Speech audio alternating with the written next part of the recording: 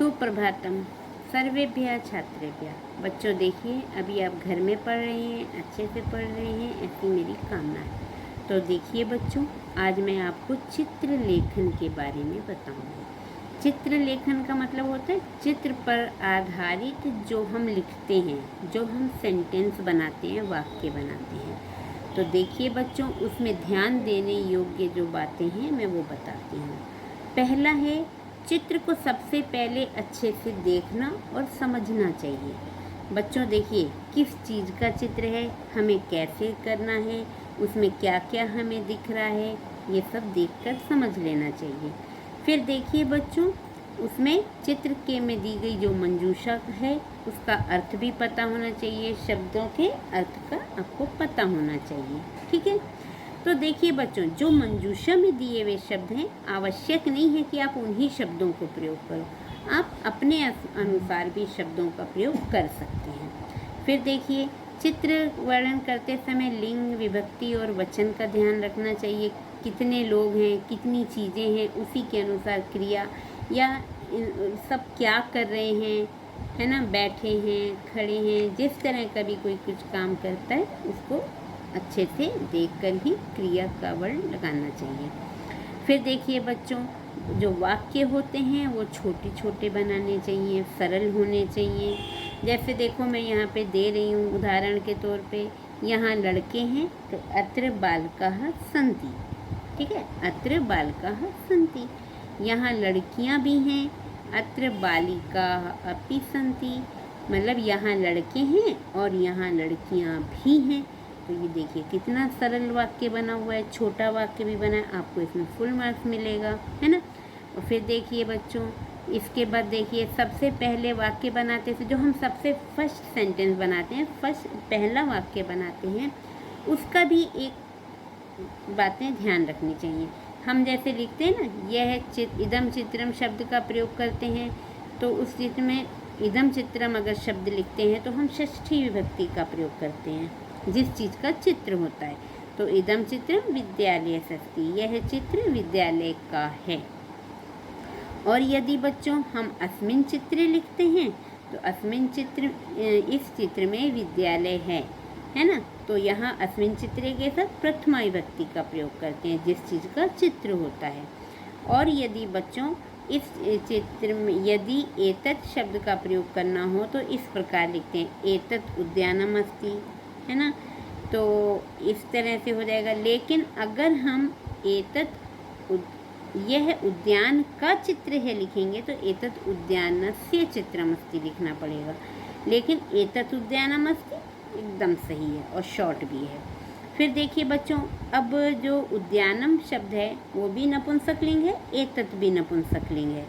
लेकिन अगर हम विद्यालय लेते हैं तो विद्यालय पुल्लिंग वर्ड है, तो हम उसके लिए अगर एतत् का पुल्लिंग वर्ड यूज करेंगे तो एषः विद्यालय अस्ति लिखेंगे। और वाटिका स्त्रीलिंग है, तो अगर हम एतत् का स्त्रीलिंग लेते हैं तो एषा वाटिका अस्ति ऐसा लिखते हैं। देखो बच्चों, आप लोग एक चीज़ का और ध्यान रखेंगे, अस्ति का मतलब है होता है, वो एक वचन है, स्तः द्विवचन है, स्तः का मतलब दो हैं, और संति का मतलब बहुत सारे लोगों के लिए हैं शब्द का यूज किया जाता है। तो ये चीज़ आप अच्छे से ध्यान रखिए। इसके बाद देखिए बच्चों, मैं आपको एक दूसरा चित्र बताने जा रही हूँ, एक समझाने जा रही हूँ। ये तो मैंने नियम बताए हैं, अब जो चित्र बता रही हूँ इसमें देखिए एक बगीचे का चित्र है, उद्यान का चित्र है, इसमें बच्चे हैं, एक डॉगी है, पेड़ हैं, फूल है, एक झोपड़ी भी है जिसको कुटीरा बोलते हैं। तो देखिए, अब मैं सेंटेंस बनाती हूँ।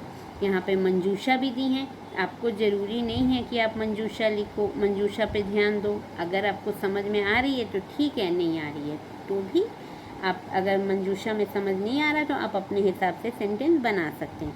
देखो, जैसे यहाँ पे मैं आपको बता रही हूँ, 2 बालकों लिखा है, तो आप लिख सकते हो 2 बालकों। स्तः, यहाँ भी स्तः भी लिखा हुआ है, वृक्षा विशाला हस्ती लिख सकते हैं।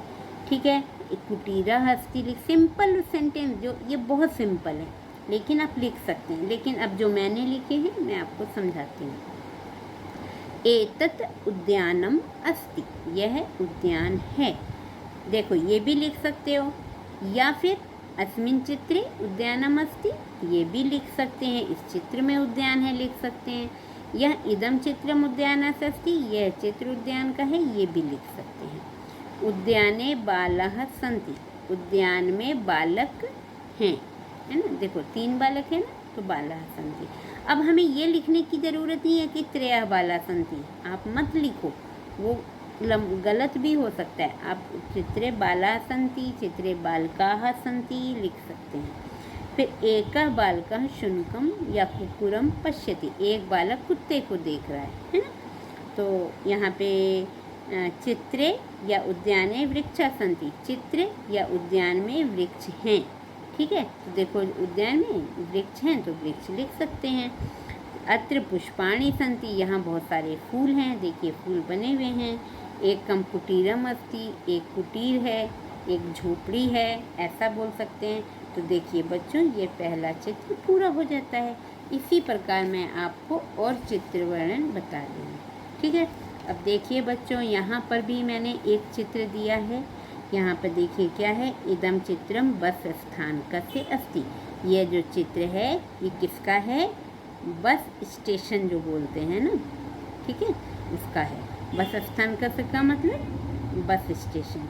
फिर अत्र एकम बसयानम अस्ति, एक बसयान है, ठीक है।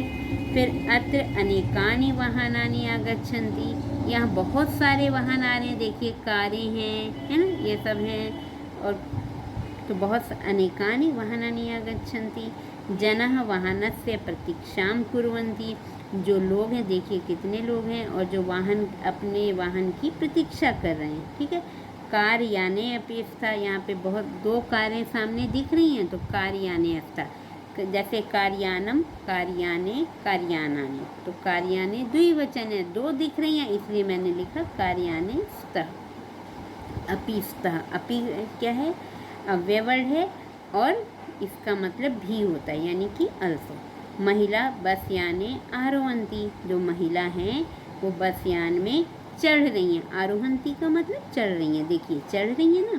फिर आगे देखिए, चित्रे युवकः युवती परस्परम वार्तां कुरुतः, चित्र में युवक और युवती जो हैं आपस में बातचीत कर रहे हैं, वार्ताम का मतलब बातचीत कर रहे हैं, ठीक है।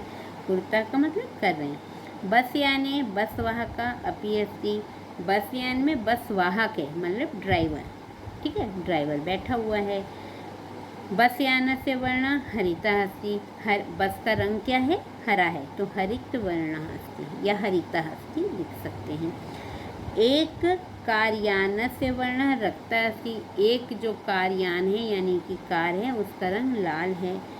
रक्त वर्ण से कार्यानम अपि अस्ति, देखो आप ऐसे भी लिख सकते हैं, एक कार्यानस्य वर्ण रक्तः अस्ति या रक्त वर्ण से कार्यानम अपि अस्ति, आप ऐसे भी लिख सकते हो, या कार्यानस्य वर्ण रक्तः अस्ति। तो बच्चों देखिए मैंने आपको ये जो लास्ट सेंटेंस बताया है किस किस तरह से लिखा जाता है, मैंने 3 तरीके से बता दिया है ना, तो आप इसको ध्यान दीजिएगा, ठीक है। इसके बाद देखिए बच्चों मैं आपको एक चित्र वर्णन और बता रही हूँ। इसमें देखिए जो चित्र बना हुआ है ये क्या है, रेल स्थान का यानी रेलवे स्टेशन का है। तो देखिए जैसे मैंने अभी बस स्टेशन का बताया वैसे ये रेलवे स्टेशन का है ना। अस्मिन् चित्रे रेल स्थानकम् अस्ति, है ना। इस चित्र में रेल स्टेशन है, रेल यान का स्टेशन है। इदम चित्रम बस स्थानकस्य अस्ति, यहाँ लिख दिया बच्चों, यहाँ रेल स्थानकस्य अस्ति होगा, ठीक है। अत्र कोलाहलः अस्ति, यहाँ पर बहुत शोर है। अत्र जनः सम्मर्दः अस्ति, यहाँ पे लोगों का समूह है, बहुत सारे लोग हैं, ठीक है। सम्मर्दः का मतलब समूह, एक मतलब बहुत लोग जब इकट्ठे हो जाते हैं तो उसी को सम्मर्दः बोलते हैं। तो जन सम्मर्दः अस्ति।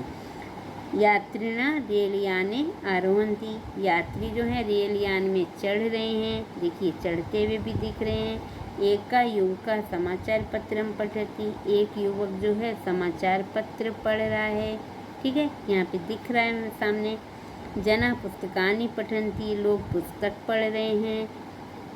एका युवकः या पुरुषः धावति, एक जो पुरुष है या युवक है दौड़ रहा है। एका पुरुषः चायं पिबति, एक पुरुष चाय पी रहा है।